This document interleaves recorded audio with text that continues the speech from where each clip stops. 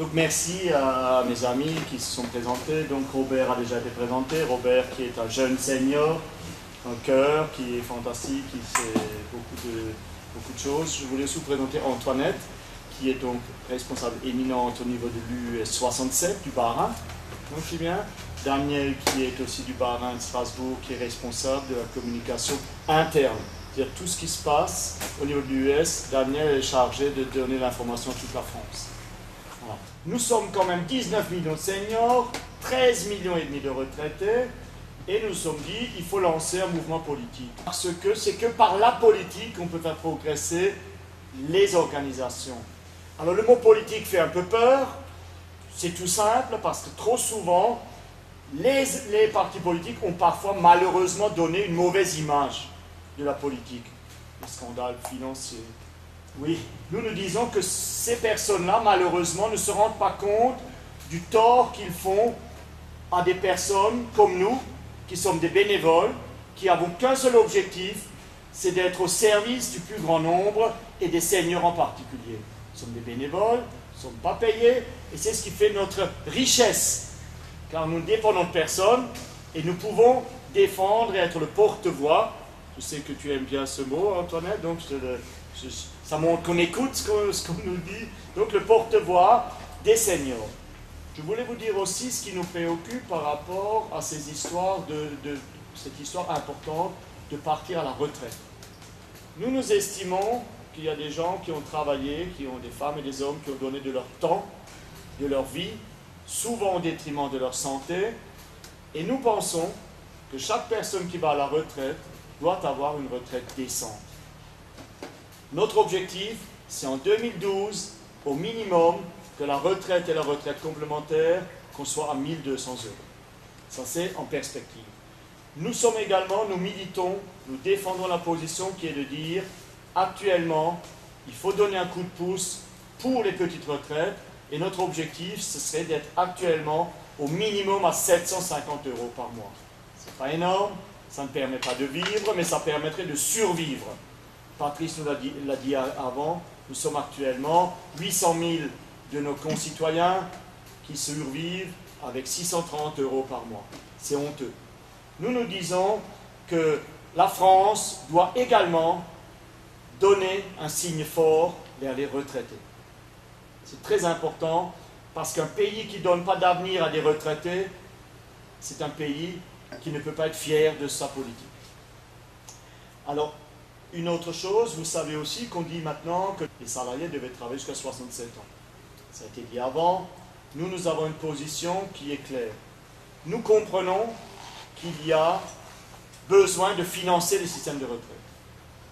Pour cela, il faut de l'emploi.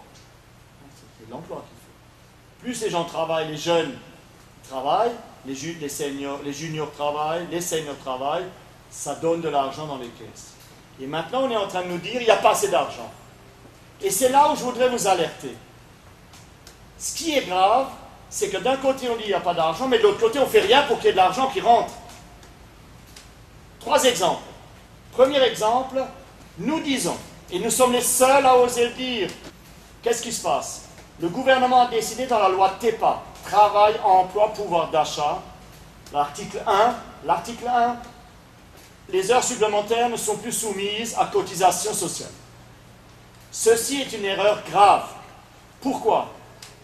Parce que le système du régime général est fondé sur la solidarité des Français. Ce qui veut dire que quand nous étions plus jeunes, on travaillait, on cotisait pour nos anciens. C'est le cycle de la vie. Maintenant, le gouvernement a décidé que les heures supplémentaires ne seront plus soumises à cotisation sociale. Vous savez ce que ça fait, ça, messieurs, dames? 2,5 milliards par an qui ne rentrent pas dans les caisses. 2,5 milliards. Tout simplement, clac. Important, tous les ans. Deuxièmement, dans les entreprises, vous savez qu'il y a des entreprises qui ont des participations et l'intéressement aux bénéfices. Ce qui est bien. Par contre, ces primes ne sont pas soumises à cotisation sociale.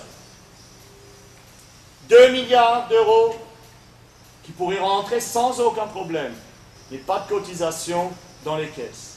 Troisièmement, ce qui est encore plus scandaleux, et je garde ça pour la bonne bouche, pour la fin, vous entendez souvent parler retraite chapeau, parachute doré. J'appelle pas ça des parachutes dorés, c'est des ascenseurs dorés.